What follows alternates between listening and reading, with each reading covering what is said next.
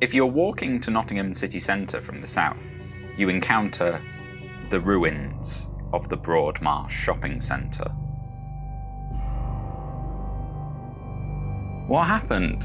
Broadmarsh was meant to be transforming and regenerating. We were on the verge of greatness. We were this close. And now it's this ruin. What could have caused such devastation?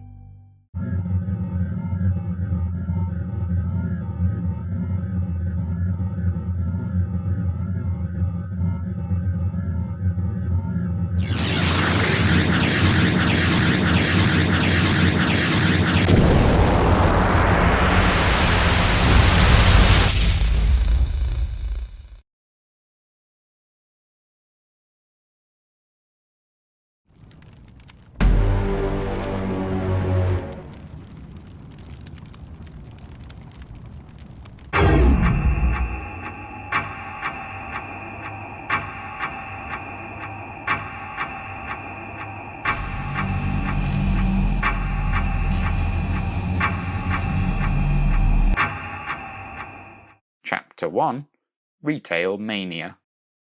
Broadmarsh had an official opening party in March 1975, though shops first opened in May 1973, when parts of the centre were still being built. Local newspaper The Guardian Journal described Broadmarsh as another stage in the revolution which is taking place in our shopping habits. Broadmarsh had a disappointing start. Within 2 years of the official opening, there were reports that retailers wanted to escape their contracts and leave the centre because trade was so low. To understand why Broadmarsh had a disappointing beginning and why it fell nearly 50 years later, we must understand a variety of local, national and international factors that affected the centre. We have to understand Broadmarsh as a node in that great mystical web that connects everything and all of us across the galaxy.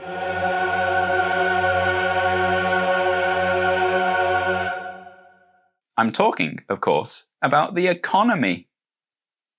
Surrounds us, penetrates us, it binds the galaxy together. Broadmarsh was planned in the late 60s, towards the end of the post-war economic boom, a period of high employment, secure jobs and rising incomes which led to a massive boom in the retail sector, because people had more money to spend than ever before. But by the time Broadmarsh opened, the British economy was in a bad state.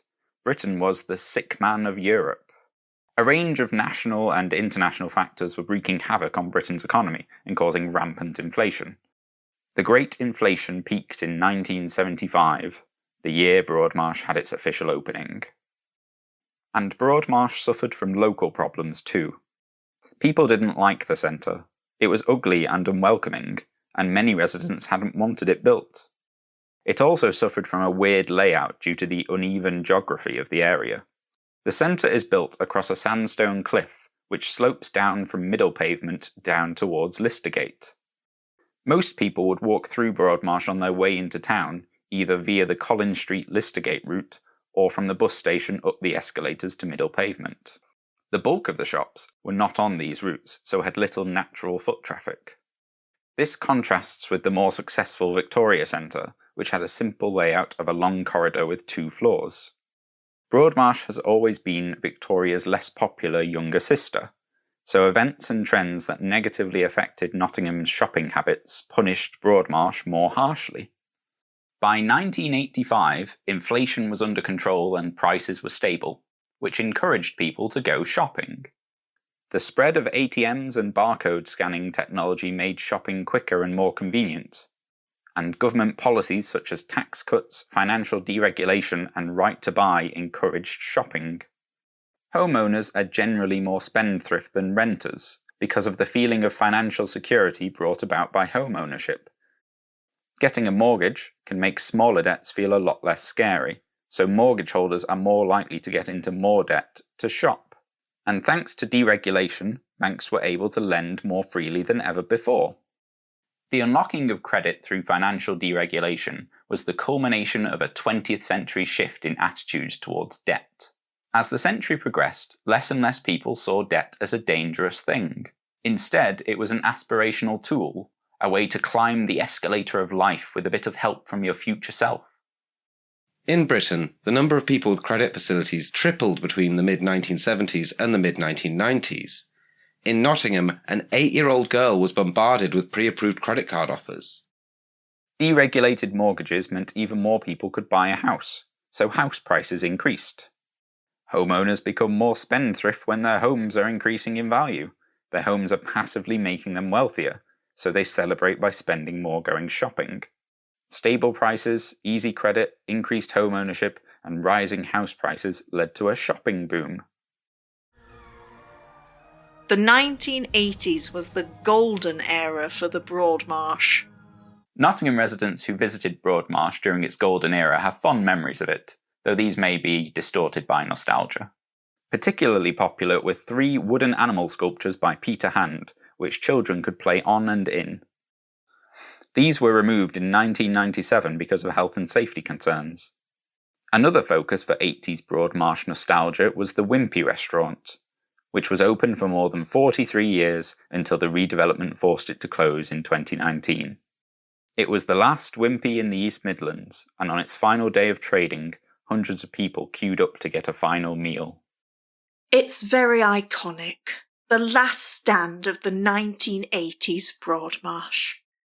At least one couple even got engaged at the Broadmarsh Wimpy. We had gone for some shopping, and me and Jane had been together for a couple of months. I decided I'd get a ring and propose, and where better to do it than the Wimpy in the Broadmarsh? And then I could decide whether I paid for her Wimpy or not.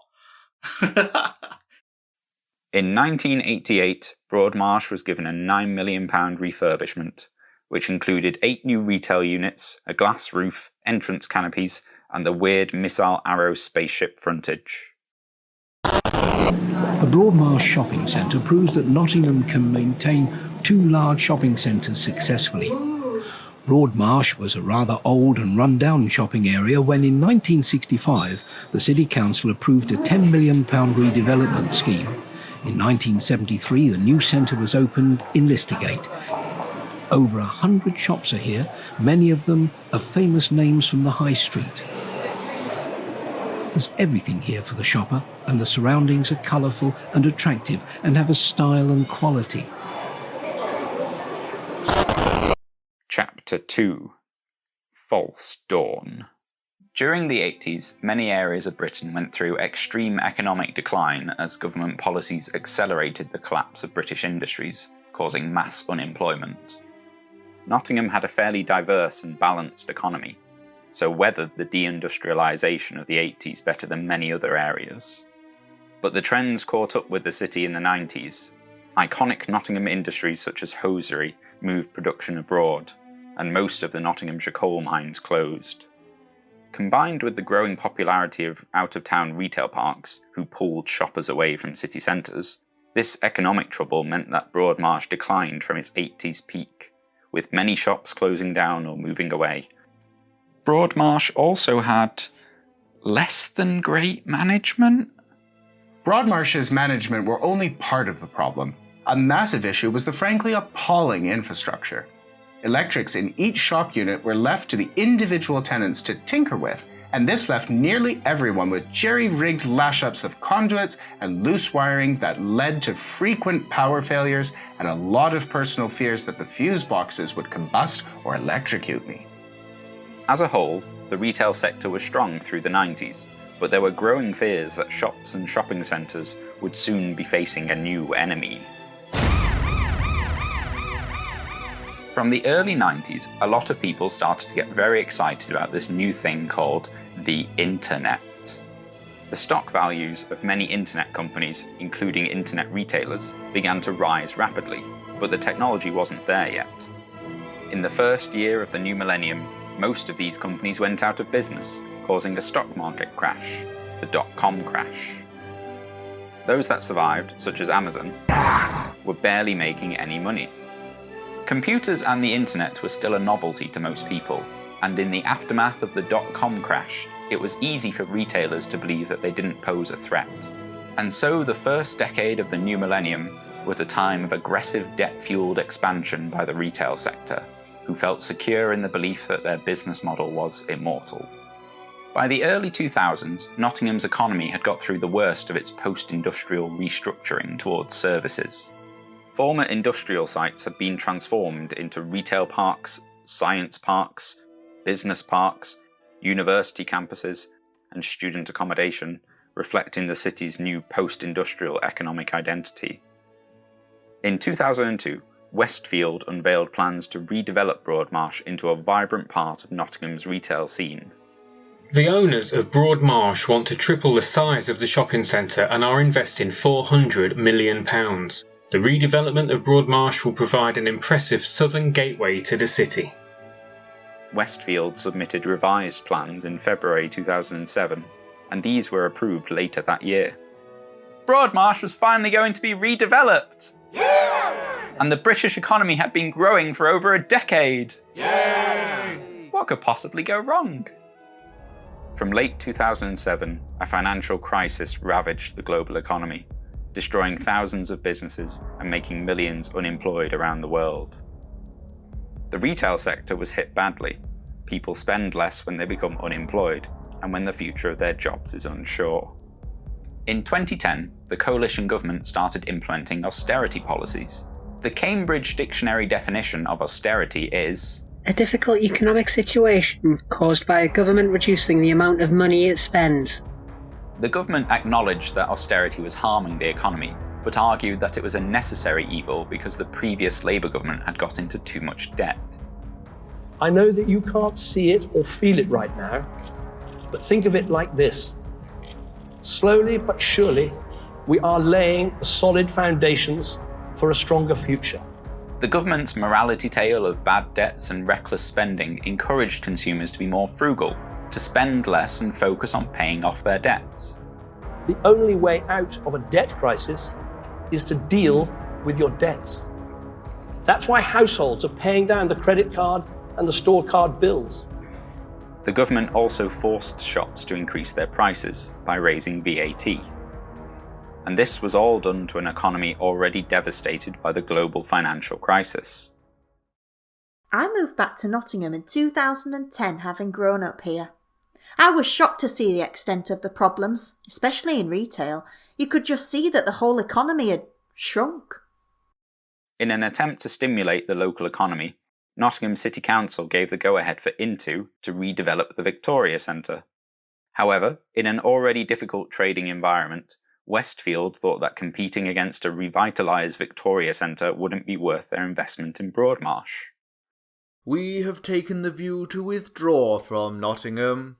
Areas outside Greater London have been heavily impacted by the global financial crisis and other austerity measures. Westfield sold Broadmarsh to Into, which prompted an investigation by the Office of Fair Trading over concerns that Into owning both shopping centres would give them an unfair monopoly over retail space in the city. Their investigation concluded that the two centres didn't really compete with each other. The shoppers surveyed considered Broadmarsh a thoroughfare, that they had no reason to go there, that shopping stops just short of the Broadmarsh, and that the Broadmarsh had been going downhill for a long time, and nothing was being done. The takeover was approved, and discussions began between Into and the council about a new plan to redevelop Broadmarsh. It was acknowledged that Westfield's plans were now out of date. They were a design for a different age, an age where the economy was expanding. When Westfield abandoned Broadmarsh, it represented a loss of confidence by a major investor in the future of Nottingham retail. It discouraged other shops from opening up or renewing their leases. It accelerated the city's retail decline. If one development explains why Nottingham has emerged as the UK city with the highest percentage of empty shops, it's the Broadmarsh shopping centre, an ugly 1970s concrete building that leaks when it rains. The uncertainty over Broadmarsh is the overriding reason behind the decline. That was back in 2012. Back then, the retail crisis was only just beginning. Chapter 3. Retail Descendant. During the 2000s, when the traditional retailers were aggressively opening new stores, online retailers were patiently expanding, building their online infrastructure and customer base, gradually making the online shopping experience more accessible and convenient. Online retailers such as Amazon were able to get their prices significantly lower than their offline competitors. And a new generation of digital natives were growing up with computers and the internet as part of their everyday life. Consumer trends are largely shaped by younger people. Older people typically already have a load of stuff, which they bought when they were younger, and downscale their spending as they approach retirement. It was younger shoppers who fueled the growth of supermarkets and retail parks in decades past, and it was younger shoppers who were shopping online before they'd left school who fueled the rapid growth of online shopping when they reached adulthood. And as the online retailers made the process smoother and easier, more and more people got into the habit and learned to appreciate the convenience and the price. In Europe, online retail grew fastest in the UK, a small country with high computer and internet usage, decent infrastructure to facilitate deliveries, and an increasingly financially insecure population. Hard times make shoppers more price conscious. Increasing environmental awareness also gave younger people more negative views of wasteful consumerism, making them less likely to buy loads of stuff compared to previous generations. Younger people are also living with their parents for longer, meaning they don't have as much space to store stuff, and don't need to buy all the furniture and cookware and whatnot that is needed when moving out.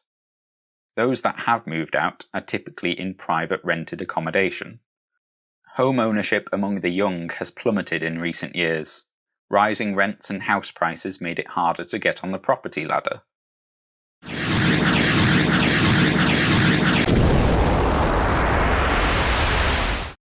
The retail sector was sitting on a mountain of debt from its expansionary years, and their customer base was shrinking.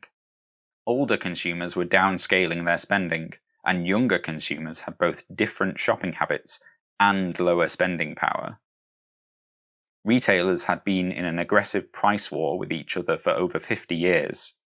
Their prices and their profit margins had been cut as low as possible, and now online retailers could get their prices even lower. City centre shops struggled especially hard, because they were also in competition with charity shops, discount stores, and out-of-town retail parks, whose prices they couldn't match. In 2015, Nottingham City Council and Into announced new plans to transform and regenerate Broadmarsh, to create a more welcoming southern entrance to the city. We've had various potential times when people like Westfield and others have come forward and there have been false dawns. But now I know it's happening, and I think very soon everybody will know it's happening because they'll see it. In April 2016, the government introduced the national living wage. Later that year, the UK voted to leave the European Union, which caused the value of the British pound to suddenly collapse, pushing up the price of imports. Retailers had to cut their profit margins even lower to keep their prices the same when faced with increased stock and labour costs. There were regular news stories about the UK's retail crisis. Major brands went bankrupt and online shopping continued to grow. Meanwhile, work began on the Broadmarsh redevelopment. The Broadmarsh bus station and car park closed for demolition, which instantly cut the natural foot traffic through the centre. Many of the retail units were closed and boarded up so they could be redeveloped, and many shops closed down because they weren't making any money, which meant foot traffic decreased even more, putting even more strain on the surviving stores. As Broadmarsh became more and more boarded up, as work began and parts of the ceiling were stripped away and the escalators dismantled, as chunks of the old ugly exterior were torn down, Broadmarsh became more and more like a ruin. The zombie shopping centre, dead, yet it staggers on, decayed and empty.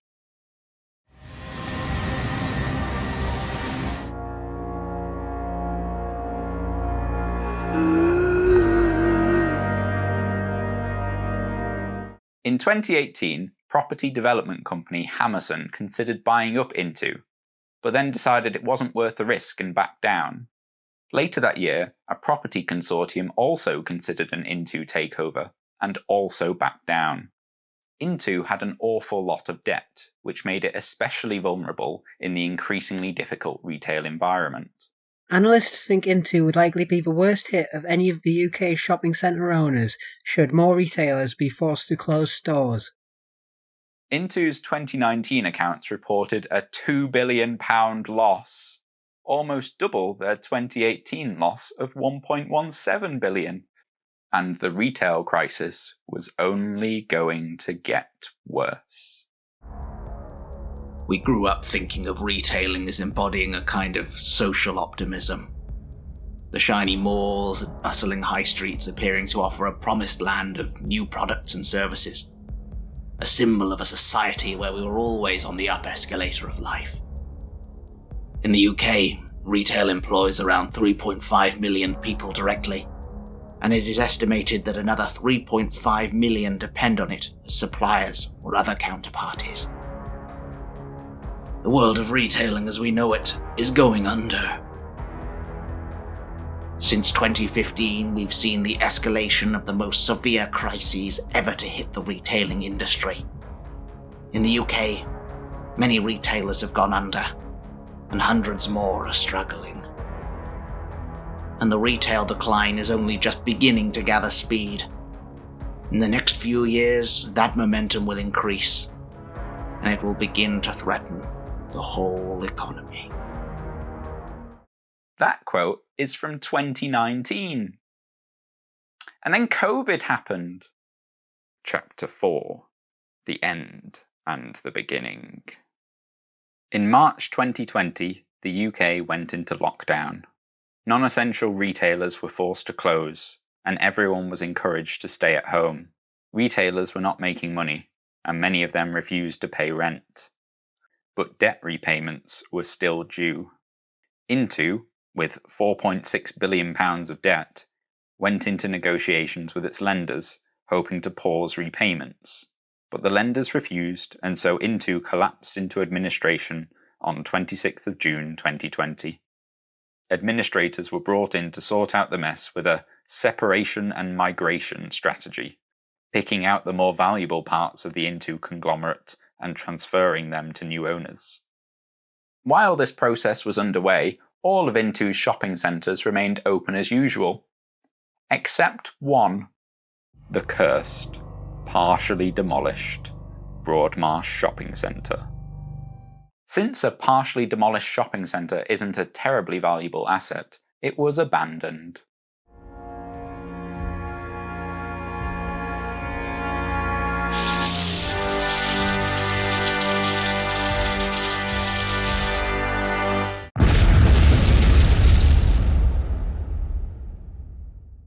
Not long after the Into collapse, Ewan Cameron created a petition for Broadmarsh to be demolished and replaced with green space, which got over 11,000 signatures.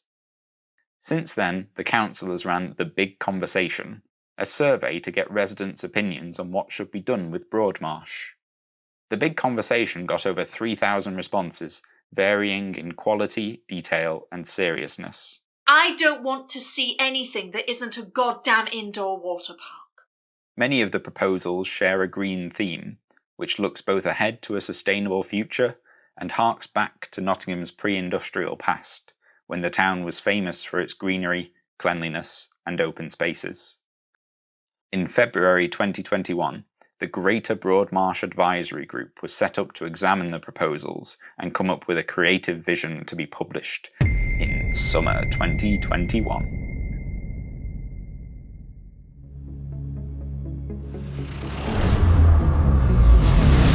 Broadmarsh. The name echoes through time. It has been a marsh, a priory, a slum, a shopping centre, a ruin. And soon it will be something new. Whatever that turns out to be, I really hope it isn't rubbish. If you'd like more top-notch Broadmarsh content, then the We Share These Streets podcast have an episode on the streets that were demolished to make way for the centre. Other episodes explore the lives of Nottingham residents through history. I really enjoy listening to it, and if you've liked my videos, I think you'd enjoy it too. Like and subscribe.